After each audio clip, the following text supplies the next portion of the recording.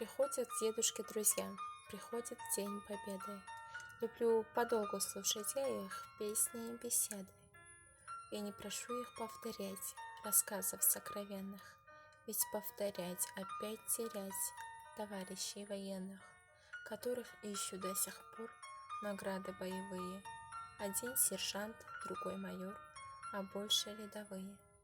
Я знаю, трудно каждый год рассказывать сначала о том, как армия вперед с надеждой шагала, о том, какая там пальба, как в сердце метят пули.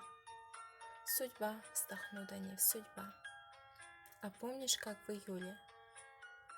Я молча рядышком сижу, но кажется порою, что это я в прицел гляжу, что это я готовлюсь к бою, что те, кто письма пишет мне, уже не ждут ответов, что даже лето на войне совсем другое лето. Приходят к дедушке друзья отпраздновать победу, все меньше их, но верю я, они опять придут, они опять приедут.